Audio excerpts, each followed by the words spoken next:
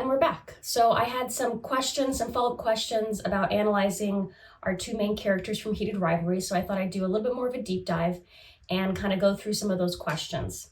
If you haven't met me before, my name is Tamara. I typically do DIY and design stuff, but I've been taken over by the Heated Rivalry mania and decided just to do a deep dive.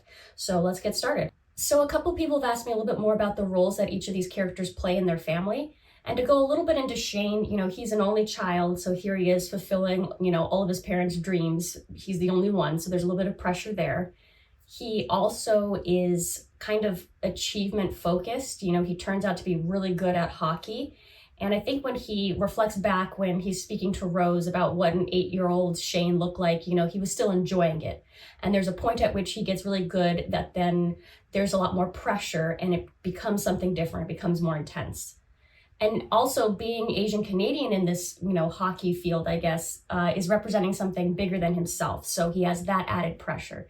So while he was able to have a really good childhood and his parents seem like very good parents, there was a little bit of pressure there that was put onto him and kind of forced him to be more of like an achievement-focused person. Now, I think that will come into play in the next season and even maybe the third season when I talk later on in this video about predictions for the third book or the third book about Shane and Ilya that Rachel Reed has talked about called Unrivaled. So if you haven't watched my previous videos on Shane and Ilya and then their interaction together, I suggest that you pause this, go back and watch that because they play a little bit of a part in what I'm about to, go into more detail with. But one of the things that I didn't mention about Ilya was sort of the psychology around being the child of an older parent. When you're the child of an older parent, typically your parent is more traditional, which is something that Ilya confirms. He is old-fashioned, right? He's more critical, but he's probably not, throwing balls in the yard with him. He's tired, right? He's older. So Ilya's probably given a lot more latitude and independence in that way. And it probably allows him to feel more confident taking bigger risks like his coach's son and things like that. And furthermore, he has probably deduced fairly early on, since his father is so traditional, that any reveal about himself that does not fit in those strict lines is not going to be welcome. So he's learned the boundaries of what is acceptable in his world and what isn't. Also, when you're the child of an older parent, there's a greater likelihood that you become the caretaker of your parent. And we see that with Ilya and his father as he, deals with dementia. He's trying to take care of him. And perhaps that caretaking need started a lot earlier. When you become the parent of your parent, you don't really factor in your needs. And we see that a couple of times when Shane asks Ilya, do you even like it there? Like, do you want to even go back to Russia? And he says, what does it matter? It's not whether he likes it. It's what is needed. It's what his responsibility is. In episode 5, Shane even asks him, he's like, would you want to be in a relationship with me if you could be? And again, he's asking him what he wants. And Ilya says, what does it matter? Because he's not used to contemplating what he actually wants. And I think taking on that caretaking role fairly early means he's putting everybody else's needs before his own. And the last thing I wanted to talk about Ilya and his role in his family is the fact that his brother and his father are both police. So he learned really early on that what he is not acceptable to them. And so he crafted a persona so that he could avoid censure. I mean, if you literally have the police in your house, the people who could be turning you in for being queer, that's a really, really uncomfortable realization. So he started learning how to build a persona, perhaps as this badass who doesn't, care, in order to protect himself. So family is really not a safe place for him. And so it would give bigger trust issues to everybody, to future relationships, to not trust, because he cannot even trust the people who are closest to him. So I want to talk a little bit about the themes that have come up in this series, and I think one of the main ones is duality. There's always the public persona versus, the real person underneath it. For Shane, he has this brand image. He's representing something greater. And actually, if you notice in the brand imaging, it's pretty much unlike him. It's either very suave and sophisticated, or it's, very overly happy and expressive, which are not things that he genuinely is inside. He's putting on this persona for the outer world, and his inner world is completely different. And again, for Ilya, he has this outer world persona of kind of being, I guess, a jokester or badass, but it's hiding this deep vulnerability that he has inside. Another thing that is part of the duality is politeness. So when Ilya is polite, it kind of stands out because it's outside of his typical persona, so when he says something like, "Thank you for inviting me" in episode 6, that is a little striking because it's different. Or after Ilya has finished, unloading himself in Russian to Shane, Shane says, "Do you feel better?" And he says, "Yes, thank you."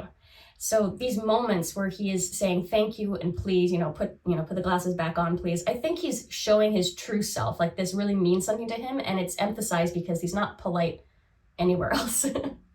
And for Shane, he has a persona of being this, humble guy, very polite, circumspect. So when he, says "you asshole" or, "F you" or whatever, I think is actually a term of endearment for him.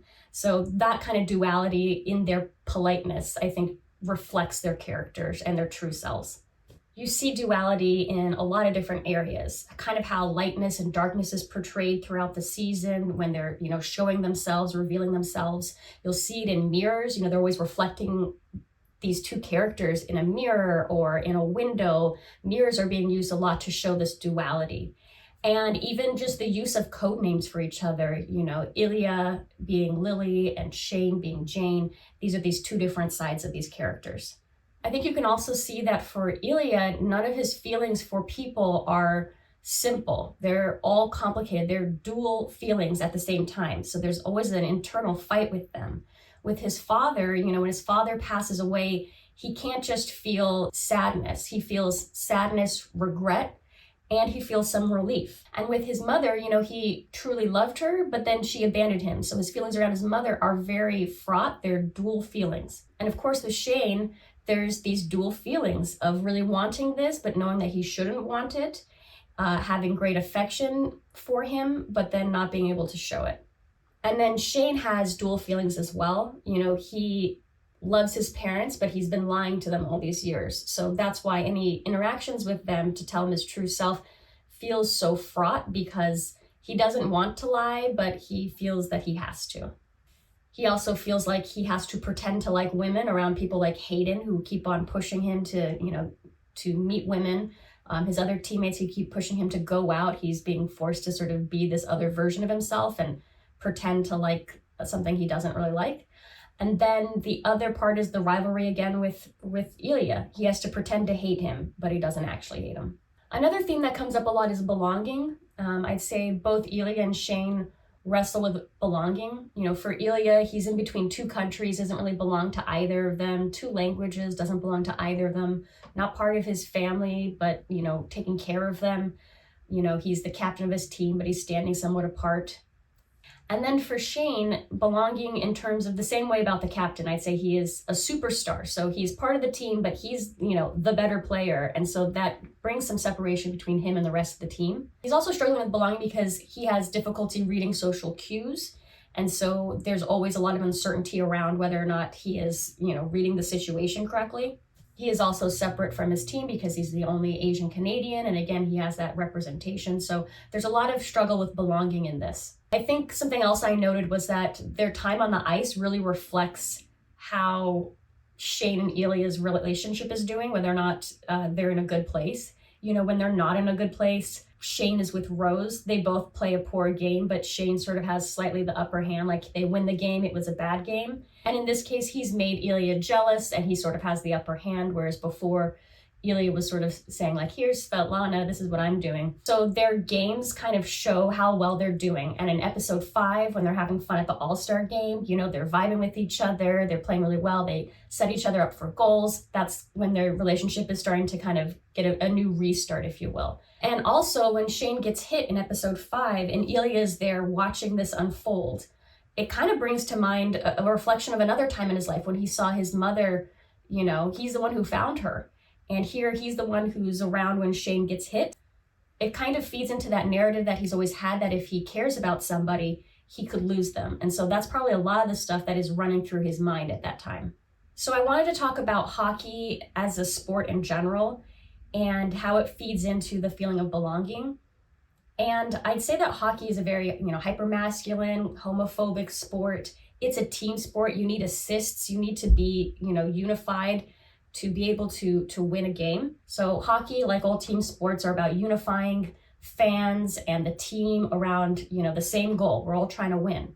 And another way to unify people, to create like a rapport with people, is to unify them against a common enemy. So that's why the rivalry between Shane and Ilya is such an effective trope, because you can all get together and say, well, we all hate this person. And that's why it would be so difficult for other people to understand should Shane and Ilya come out and talk about their relationship. So some of you in the comments have asked me to go a little bit more into Skip, Scott and Kip's, personality types, if you will.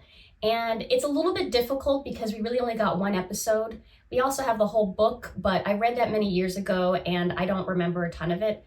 So I can give a couple of insights that I might have had, but they're not going to be super solid.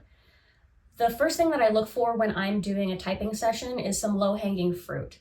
So I'll look at the dichotomy. So we have extrovert, introvert, sensor, intuitive, feeler, thinker, and judger, perceiver. I think one of the things I was able to detect about Scott was that he's a judger. He makes all these jokes about being a serial killer and being organized or being kind of obsessive. And that's kind of a judger quality, to like want things in a certain place. So I'd probably give that to him. Extrovert, introvert, it's a little bit harder to determine that. I'd say that he hesitates before he speaks. He's really deliberate about what he says. So that makes me think that he's more of an introvert. And then feeler and thinker, I think he's very clear and straightforward about his feelings. Like the conflict between Scott and Kip is not over, do we like each other? Do we not like each other? He knows how he feels. And so that makes me think that he is a feeler of some sort and not a thinker. Thinkers tend to have more trouble with feelings. In this case, that means that he might be an IJ, an IFJ. Sensor or intuitive, that's really difficult to determine without more data. If you're talking about abstract things, if you're making some pattern recognition that leads you to think he's more of an intuitive or not, I can't determine that. So I would say that he is probably an IFJ of some sort. IFJs in general really care about, protecting their world in some way, making sure things are just so. So that kind of resonates. If he is an IFJ, then he is using a cognitive function called extrovert feeling, which cares about the group and the vibe and maintaining a sense of like harmony. And he does care about that. We see that with him caring about the foundation that he's raising for. He cares about the hockey team, which has become his family. So that supersedes his wants to some degree. Kip is a little bit more difficult. We really don't have a ton of data on him. I'd say he's also a feeler. He knows himself really well. When he has to make decisions based on feelings, he goes with what he wants. And, he's very comfortable being who he is. And that's an introverted feeling kind of function. So introverted feeling is very individualistic. It asks, what do I want? And it understands nuance in how you feel in different circumstances. So as the circumstances of their relationship changes, he can calibrate how he feels and realizes like, hey, enough is enough, or I really want you to be at this event. So he feels very comfortable in himself and his own skin. So if he's using introverted feeling as one of his top two functions, it means that he is a perceiver of some type. And perceivers are a little bit more comfortable with kind of going with the flow. And we see that with him as well, right? He sort of melds his life to Scott's life. He accommodates him. He's taking shifts where he can. He's a little bit more go with the flow. So while it's difficult to tell if he is extrovert or introvert, I'm going to lean more introverted again. He's a little bit more reserved, I guess I'd say. So I would say that he is an IXFP.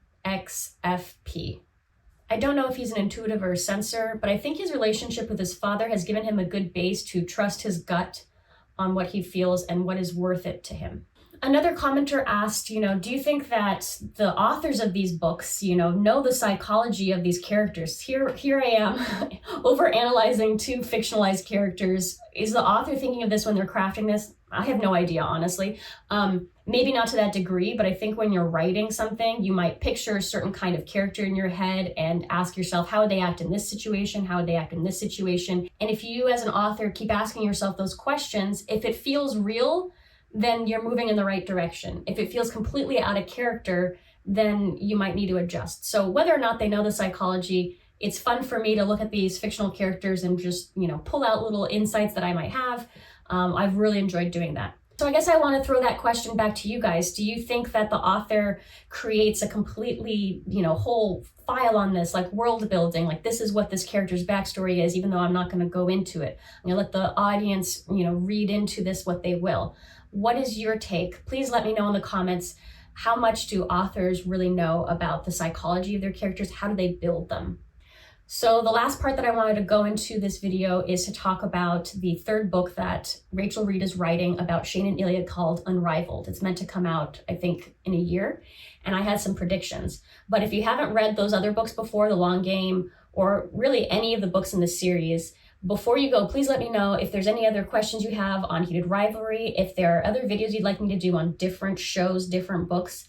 I'm kind of into this now. Or if you're interested in seeing any of my DIY and design videos, I've got a makeover coming of my living room, of my bathroom. This place is constantly in flux. Talking about Unrivaled. So as you know, in The Long Game, we spend a lot of time kind of going over Ilya's side of things. It's in both of their perspectives, but it's really dealing with Ilya's issue with depression. We're really getting into his psychology. And I'd say that the book is more focused on what he's going through. And I think then the third book, Unrivaled, will go more into Shane and how he's dealing with stuff. So we leave The Long Game in this certain position with Shane. He's left the Montreal Voyageurs because his team treated him pretty poorly, actually. They thought that he rigged the game in Ilya's favor. They just were completely thrown off by his relationship with Ilya and not understanding at all. So now he's moving on to be on the same team with Ilya on the Ottawa Centaurs, and their team is starting to do really well. But they're both centers, right? So he's had to give up a little bit to do this move. Yes, he gets to be with Ilya, which is great, but I can see some places where resentment might start to build because they couldn't really afford him. Like they have a cap rate that allows them to only spend certain amounts per players, and they spent that all on Ilya, and there's some other players there that are expensive too.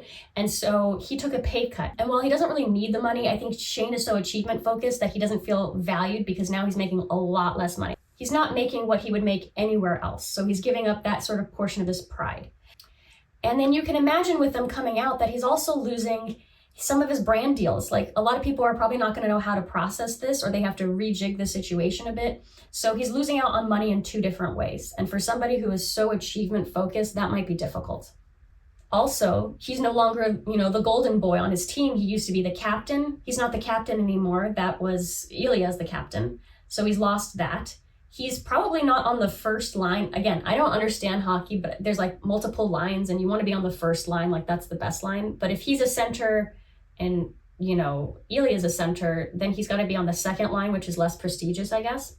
So he's losing that prestige. So he's lost the prestige of, making as much money as he deserves. He's lost the prestige of some of these brand deals. He's now a second line. He's not a captain. This could start to build some resentment.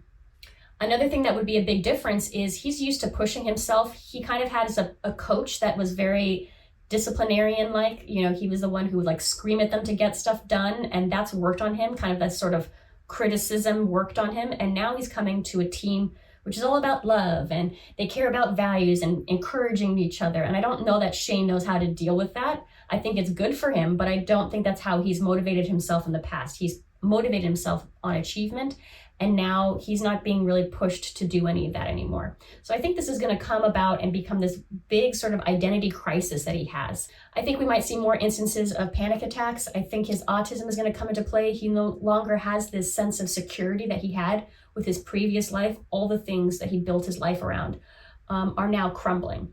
And then there has to be a climax of some sort that makes them reevaluate all these things. So he's been going through all these obstacles, but something has to happen. I don't know if that's an injury or something else that makes them stop and realize hey, what's the bigger picture here?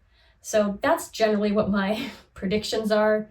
It's going to be Shane-centric. It's going to be kind of this dissolving of his ego, of the world. And then we get to see how that affects their relationship. Please let me know if you guys have any predictions about this next book, or if you have some other books to recommend while we're all waiting for season 2 to come out. I like the author Amy Aslin, I want to say her name is. She has a whole hockey series. I think it's got a play on the word stick. I'll put it here. But there's a lot of great books out there that are in this sports genre that I think are really interesting MM romances. And that's it.